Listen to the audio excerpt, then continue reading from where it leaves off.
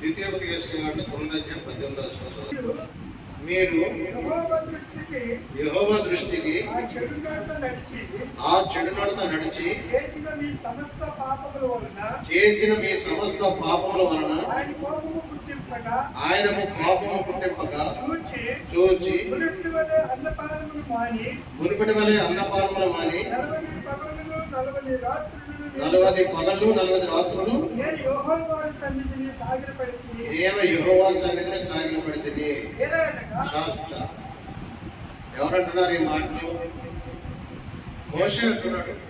మోషే కదా 45 పగళ్ళు 40 రాత్రులు ఉపవాసం ఉండి ప్రార్థన చేసింది మోషే.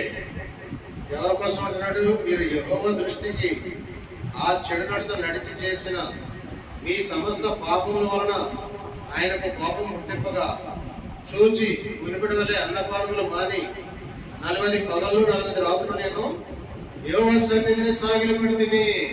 హల్లెలూయా. మోషే 40 పగళ్ళు 40 రాత్రులు ఉపవాసం ఉండి ప్రార్థన చేశాడు. దేవుని సన్నిధిలో సాగిలపడ్డాడు. ఎందుకంటే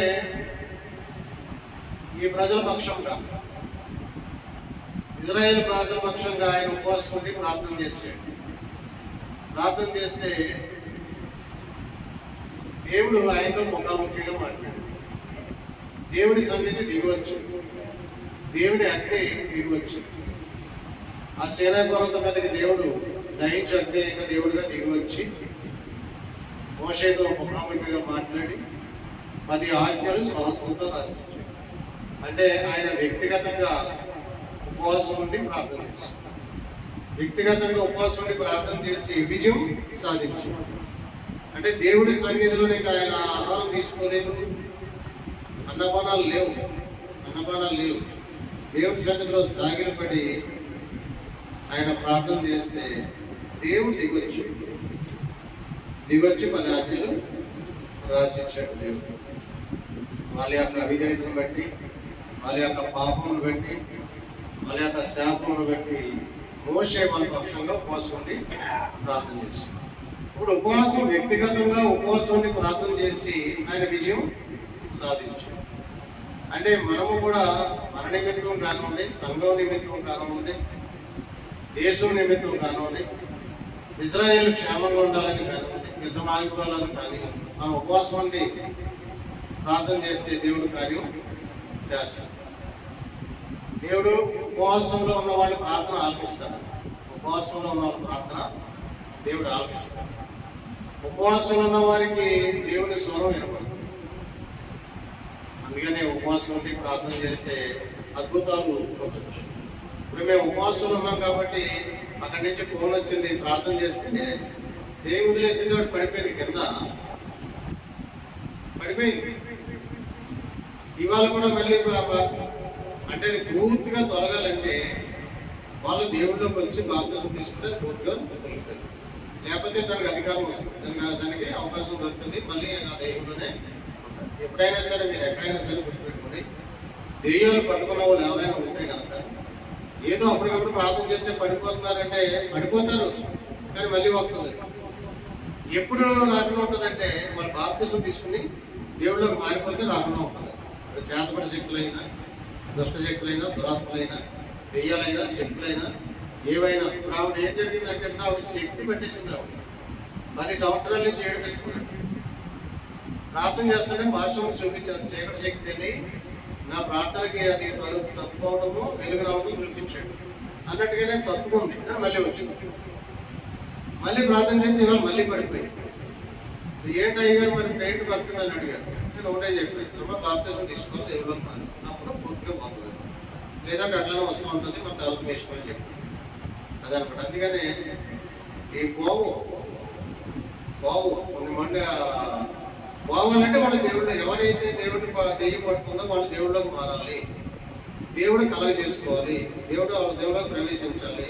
అప్పుడు వాళ్ళలో ఉన్న దురాత్మ బయటపోతుంది, దేవుడు గద్దిస్తాడు. అది శాశ్వత పరిష్కారం. వీళ్ళంటే దేవుడు దెయ్యాలు వదిలించంద్రమోహో అని డబ్బు కట్టుకుంటారు. వదులుతాయి. కానీ శాశ్వత పరిష్కారం మాత్రం ఖచ్చితంగా ఎవరైతే దెయ్యం వదులుతుందో ఆ వ్యక్తి దేవుని నమ్ముకోవాలి, ప్రభులోకి రావాలి. అప్పుడే అదనమాట. అది వ్యక్తి.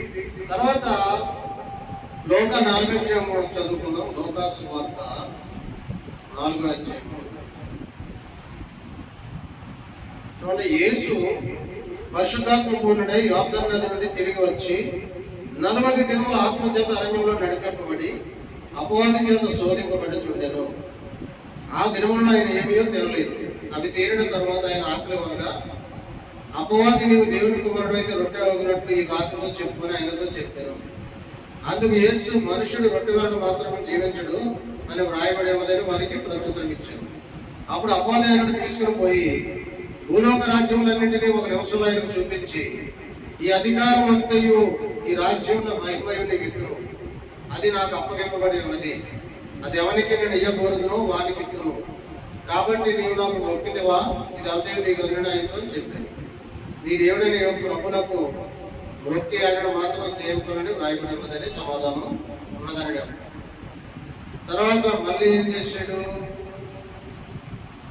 ఆయన యెరూషలేమును తీసుకుని పోయి దేవాలయ శిఖరము ఆయనను నిలబెట్టి నీవు దేవుని కుమారుడు అయితే ఇక్కడ నుండి కిందకు దుమ్ముకో, నేను కాపాడు నిన్ను గూర్చి తన దూతలకు ఆజ్ఞాపించును, నీ పాదం ఎప్పుడైనా రాతికి తగలకుండా వారు నిన్ను చేతులతో ఎత్తుకుందరని వ్రాయబడి ఉన్నదని అదేంతో చెప్పారు. అందుకు యేసు నీ దేవుడైన ప్రభువును శోధింపవలదు అని చెప్పబడి ఉన్నదని వారికి ప్రత్యుత్తరం ఇచ్చాను. హల్లెలూయా.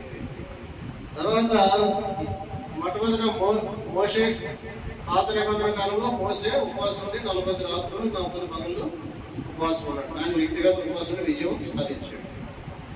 10 ఆజ్ఞలు తీసుకున్నాడు. దేవుడి ముఖదర్శనం చేసుకున్నాడు. దేవుడితో ముఖాముఖిగా మాట్లాడు. దేవుడి ప్రసన్నతను చూశాడు. దేవుడు అగ్నితో దిగిరావడం చూశాడు. తర్వాత మళ్ళీ 40 దినాలు ఇక్కడ ఉన్నారు. యేసు ప్రభు గారు ఉన్నారు. ఈయన కూడా వ్యక్తిగతంగానే ఉపవాసం ఉండి ప్రార్థన చేశాడు. 40 రాత్రులు 40 పగళ్ళు. ఆత్మ ఆయన అరణ్యానికి తోసిపోయినప్పుడు ఆయన 40 పగళ్ళు 40 రాత్రులు ఉపవాసం ఉండి ప్రార్థన చేస్తే అపవాది ఆయన శోధించి, ఎందుకంటే ఆయన మంచి ఆకలి మీద ఉన్నాడు. ఉపవాసం ఉంటే ఆకలేస్తుంది కదా. అప్పుడు అపవాది అంటాడా ఏముంటాలో ఉపవాసం తిను అని శోధిస్తాడు అన్నమాట. ఏమిటంటే ఈ రాళ్లను రొట్టెలుగా చేసుకుని తిను అని శోధిస్తాడు. అప్పుడు యేసు ప్రభు అంటాడు మనిషి రొట్టె వల్ల మాత్రం కాదు కానీ దేవుడి నోటి నుంచి ప్రతి మాట వల్ల జీవించు. అంటే ఉపవాసం ఉంటే దేవుడు బ్రతికిస్తాడు, దేవుడే బలమిస్తాడు. కొంతమంది వాక్యం చదువుతూ ఉపవాసం ఉంటారు. ఉపవాసం ఉంటే వాక్యం చదువుతారు, అంటే అప్పుడు వాక్యం ద్వారా దేవుడు మాట్లాడు. కొంతమంది ఉపవాసం ఉంటే ప్రార్థనలో గడుపుతారు, అంటే దేవుడు స్వరం వింటారు. అట్లాగా ఉపవాసం ఉండి దేవుడితో గడిపినప్పుడు దేవుడే బలమిస్తాడు. ఇప్పుడు పనులు చేసుకునే వాళ్ళు ఉపవాసం ఉండక్కర్లేదు. పనులు చేసుకున్నప్పుడు ఉపవాసం ఉంటే డ్యూటీకి వెళ్ళిపోతే ప్రయోజనం లేదు. ఉపవాసం ఉంటే దేవుడితో గడిపితేనే ఉపవాసం ఉండాలి. దేవుడి వాక్యం చదువుతూ గడిపితేనే ఉపవాసం ఉండాలి. దేవుడి ప్రార్థనలో గడుపుతుంటేనే ఉపవాసం ఉండాలి. ఇప్పుడు మేము ఉన్నాం ఉపవాసం ఉండి దేవుడితో గడిపి పొద్దునత్వాలు దేవుడితో గడుపుతున్నాం, సాయంత్రం ఆరాధన పెట్టుకుంటున్నాము, మళ్ళీ ఇంటికి వెళ్ళి ప్రార్థన చేసుకుని మళ్ళీ పడుకు రెస్ట్ చేసుకుని మళ్ళీ లేచి వెళ్ళాలంటే మళ్ళీ ప్రార్థన. అట్లా దేవుడితో గడిపే వాళ్ళు మాత్రమే ఉపవాసం ఉండాలి. పని చేసుకునే వాళ్ళు ఉపవాసం ఉన్న ప్రయోజనం లేదు. ఇక్కడ యేసు ప్రభువు ఉపవాసం ఉన్నాడు, అపవాది శోధించాడు, ఆయన తగ్గ సమాధానం చెప్పాడు. మొట్టమొదట రొట్టె వలన మాత్రమే కాదు, దేవుడు నోటి నుంచి మాట వల్ల కూడా జీవిస్తాడు, నాకు అంత అవసరం లేదు బాబు అని చెప్పాడు. రెండోసారి ఏం చేశాడు? భూలోక రాజ్యాలను ఒక క్షణంలో చూపించి అధికారంతో నాకు ఇవ్వడం, నాకు మొక్కు, నాకు సాగిలపడి ఇదంతా నీకు ఇచ్చేస్తాను. అప్పుడు కూడా అపవాదిని నీ దేవుడైన ప్రభువునికి మాత్రమే మొక్కవాలి, ఆయనకి మాత్రమే సాగిలపడి, దేవుడికి మాత్రమే మొక్క, దేవుడికి మాత్రమే సాగిలపడాలి, దేవుని మాత్రమే ఆరాధించాలి. అందుకనే ప్రభువుకు మాత్రమే మహిమ కలుగును గాక అంటారు. ప్రభువుకు మాత్రమే మొక్కాలి, ప్రభువుకు మాత్రమే సాగిలపడాలి, ప్రభువును మాత్రమే బ్రతిమాలుకోవాలి. మనుషులకు మొక్కకూడదు, మనుషులకు సాగిలపడకూడదు, మనుషులు బ్రతిమాలవలసిన అవసరం లేదు. దేవుడి ముందు కాళ్ళను మోకరిస్తే నువ్వెవరి ముందు సాగిలపడవలసిన అవసరం లేదు. దేవుడికి అవసరం తెలుసు. ప్రభువుకి మాత్రమే మొక్కే, ప్రభువుకి మాత్రమే సాగిపడినప్పుడు, ప్రభువుని మాత్రమే బతికాలన్నప్పుడు, అందుకనే మనము రహస్యంగా దేవునికి ప్రార్థన చేసి దేవుడి దగ్గర మాత్రమే కన్నీరు పెట్టుకోవాలి. 10 మందిలో నలుగురి మధ్య కన్నీరు పెట్టుకోండి, నలుగురిని బతిమాలకూడదు, నలుగురికి సాగిలు పడకూడదు. దేవుడికి మాత్రమే మొక్కాలి, దేవుడికి మాత్రమే సాగిలు పడాలి, దేవుడు మాత్రమే బతిమాలుకోవాలి. అప్పుడు నీ అవసరం దేవుడు తీరుస్తాడు. మనుషులు నమ్ముకున్నటి కంటే యెహోవాను నమ్ముకున్నట మేలు, యెహోవాను ఆశ్రయించడం మేలు. రాజులు నమ్ముకున్నటి కంటే యెహోవాను ఆశ్రయించడం మేలు. అధికారులను అలా దేవుడిని మాత్రమే మొక్కవలను అని అంటున్నాడు. ఆ తర్వాత ఏమంటున్నాడు, మళ్ళీ నువ్వు ఆ పైకి యెరూషలేము తీసుకెళ్ళాడు, ఆ పైకి ఎక్కించాడు, అక్కడి నుంచి దూకు చూద్దాం దూకు అంటున్నాడు. అప్పుడు అంటాడు ఆయన, దేవుడు నీ దేవుడైన ప్రభువును శోధింపవాలతో. దేవుడిని శోధించు. ఇప్పుడు 3 పాయింట్లు చెప్పుడు వేసుకున్నావు. మనుషుడు రొట్టె వల్ల మాత్రం కాదు, కానీ దేవుడు నోటి నుంచి వచ్చిన మాట వలన జీవిస్తున్నాడు మనిషి. దేవుడైన ప్రభువుకు మాత్రమే మొక్కాలి, తర్వాత దేవుని శోధించుకోవడం. యాకోబు పత్రికలో కూడా దేవుని శోధించుకోవలదు అని రాయాలి. దేవుని శోధించుకోవడం అంటే ఇప్పుడు నేను పైకి తీసి నా దేవుడు అన్నాడు కదా నన్ను కాపాడుతాడు చూద్దాం గోకూడదు. దేవుడు అన్నాడు కదా నీ దేవుడు నాకు తోడుగా ఉన్నాడు కదా కాపాడుతాడు చూద్దాం నీ లారీ కింద కలగకూడదు. అంటే దేవుని శోధింపకూడదు. దేవుడు కాపాడుతాడు, ఆయన తోడుగా ఉంటాడు, కాపాడుతాడు. కానీ కాపాడుతాడా లేదా చూద్దామని శోధించకూడదు. దేవుని శోధించకూడదు. తర్వాత దానియేలు గ్రంథం చూద్దాం. 9వ అధ్యాయము 3-4 వర్షం. గోడె పట్ట కట్టుకొని ధూళి తలపైన వేసుకుని ఉపవాసుని ప్రార్థన విజ్ఞాపన చేయటకై ప్రభువుకు దేవుని ఎదుట నా మనసును నిబ్రం చేసుకుంటుని నేను నా దేవుడిని యెహోవా ఎదుట ప్రార్థన చేసి ఒప్పుకొన్న దేవునిగా ప్రభువా మహాత్మ్యం కలిగిన భీకరుడు దేవా నీ ఆజ్ఞలను అనుసరించి నడుచుకోవాలని నీ నిబంధనను నీ కృపను జ్ఞాపకం చేయవాడా. అది ఇక్కడ దానియేలు కూడా ప్రార్థనాపూర్వకంగా ఉపవాసం ఉండి ఉపవాసం ఉండి ప్రార్థన చేస్తాడు. ఉపవాసం ఉండి విజ్ఞాపన ప్రార్థన చేస్తాడు. ఉపవాసం ఉండి విజ్ఞాపన ప్రార్థన అంటే ప్రార్థనాపూర్వకంగా ఆయన ఉపవాసం ఉండి ప్రార్థన చేస్తాడు. ప్రార్థనాపూర్వకంగా ఉపవాసం ఉన్నాడు దానియేలు గోనెపట్ట కట్టుకొని ఉపవాసం ఉండి విజ్ఞాపన ప్రార్థన చేస్తాడు. యెరూషలేము కోసం ప్రార్థన చేస్తాడు. ప్రార్థన చేస్తుంటే దేవుని దూత దిగి వచ్చింది. మరి దానియేలు ఎన్ని రోజులు ఉపవాసం ఉండి ప్రార్థన చేసినట్టు? 21 రోజుల ఉపవాసం ఉండి ప్రార్థన చేస్తాడు. ఆయన కూడా ఉపవాసమే. వాళ్ళు ఏం తినలేదు, తాగలేదు. మనం ఉపవాసం నీళ్లు తాగకపోతే ఉండలేము. మనం ఉపవాసం ఉంటే కనీసం ఏదో ఒకటి అల్పాహారమైనా తీసుకోకపోతే ఉండలేము. మనకు అనుకున్నంత శక్తి సామర్థ్యాలు మనకు లేవు. మనం ఉపవాసం కనీసం ఎంతమంది అల్పాహారం తీసుకుంటాము, ఎంత మంచిగా తాగుతాం లేదా మంచిగా తాగుతాం. అలాగేమి లేదు. వాళ్ళు కంప్లీట్ ఉపవాసం గవర్నమెంట్ కట్టేసుకుని ఇంకా దేవుడికి ప్రార్థన చేయడం ఉపవాసం ఉండి విజ్ఞాపన ప్రార్థన చేస్తుంటే 21 రోజులు ఉపవాస ప్రార్థన చేస్తున్నాడు. ఉపవాస ప్రార్థన ముగించేటప్పటికి దేవదూత దిగొచ్చు. దానియేలు నువ్వు నా బహుప్రియుడవు అంటే దేవుడు దైవభక్తి కలిగిన వాడు దానియేలు, నిష్ఠగా ప్రార్థన చేసినవాడు దానియేలు, శాకాహారాలు మాత్రమే తీసుకున్నవాడు దానియేలు, రాజు పూజించిన భోజనాన్ని తిరస్కరించిన వాడు దానియేలు. 12 సంవత్సరాల వయసులో తీసుకుపోయారు. అక్కడ కల్దీయుల భాష నేర్పించారు. అలాగే దానియేలు ఒక శ్రేష్టమైనటువంటి భక్తి జీవితాన్ని కలిగిన వాడు, ముమ్మారు ప్రార్థన చేసేవాడు, దేవుడి చేత బహుప్రియుడని అనిపించుకున్నవాడు, దేవుడికి ఇష్టడైనవాడు. మరి ఇలాంటి వ్యక్తి ప్రార్థన చేస్తుంటే ఏమైంది? దేవదూత దిగి వచ్చింది. దానియేలు అప్పుడు నీకు గ్రహింపు ఇవ్వడానికి అని చెప్పి 70 వారాల ప్రవచనం దానియేలుకి దేవదూత చెప్పారు. 70 వారాల ప్రవచనం అంటే ముందు ఏమేమి జరగబోతుందో 70 వారాలు ప్రవచనం దేవదూత జరగబోయే సంఘటనలు దానియేలుకి చెప్తాడు. దేవదూత ద్వారా జరగబోయే సంఘటనలు 70 వారాల ప్రవచనం దానియేలుకి చెప్తాడు. అంటే ఇప్పుడు జరుగుతున్న సంగతులన్నీ కూడా దేవుడు ముందుగానే దానియేలుకి వివరించి చెప్పాడు. 70 వారాల గురించి. మొదటి వారం మొట్టమొదట 62 వారాలు చెప్పాడు. 62 వారాలు. ఈ 62 వారాలు పూర్తయ్యేసరికి ఏమవుతుందంటే ఆ యెరూషలేము తిరిగి నిర్మించడము, కందకాలు అవన్నీ పెట్టడం, ఎంత రోడ్ల గిట్ల ఇవన్నీ వేయటం, ఒక మా యేసురావు అనే మెసేజ్ రావడానికి మార్గము సరళం చేయడానికి 62 వారాలు. తర్వాత అభిషక్తుడు వచ్చి నిర్మూలన అవడానికి 7 వారాలు. 62 + 7 69 వారాలు గడిచిపోయాయి. ఇంకా ఒకే ఒక వారం. ఈ 69 వారాలకి 70 వారానికి మధ్యలో గ్యాప్ ఇచ్చాడు దేవుడు. ఈ గ్యాప్ ఎంతకాలం ఉంటుందో దేవుడికే తెలుసు. ఇప్పుడు 70 వారం స్టార్ట్ అయిందంటే ఎవరు అంచె వేసి బయలుపరచబడ్డారు. 3.5 సంవత్సరాలు శ్రమలు, 3.5 సంవత్సరాలు మహాశ్రమ.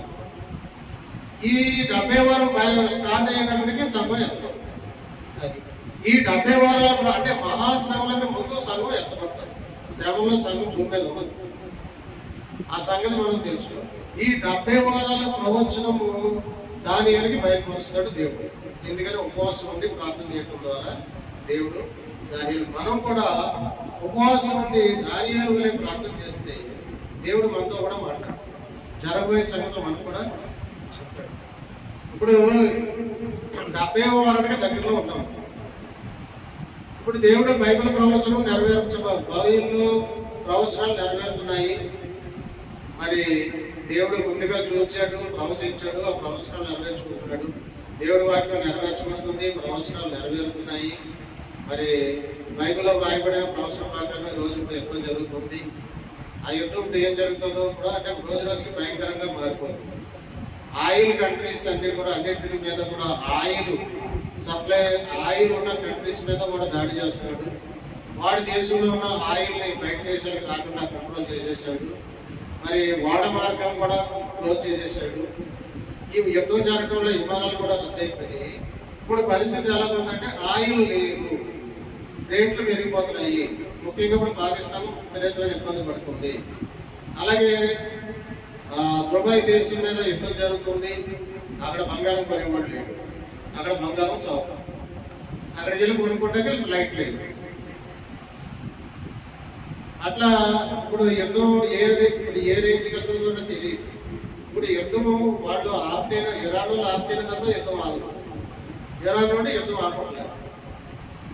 ఇరాన్ నుండి ఇంకా అమెరికా మీద దాడి చేస్తున్నాడు. అటు అన్నిట్ల మీద ఈ కువైట్, బహ్రెయిన్, మరి మస్కట్, ఒమన్ దేశము, ఇలాగ సౌదీ, దుబాయ్, ఈ అమెరికా బేస్ దేశాల మీద దాడి చేస్తున్నాడు.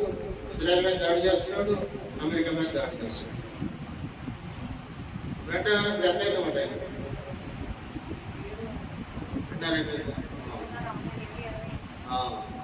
అట్లా. ఇప్పుడు మొదటి ప్రపంచ యుద్ధంలోనంట మనుషులు 9 మంది చచ్చిపోయి 8 మంది వికలాంగులు అయ్యారు. రెండో ప్రపంచ యుద్ధం వచ్చేసరికి మనుషులు 8 మంది చచ్చిపోయారు, వికలాంగులు తక్కువయ్యారు. అంటే అప్పటికి ఇంకా టెక్నాలజీ పెరిగింది, బాంబులు అణుబాంబులు వచ్చినాయి.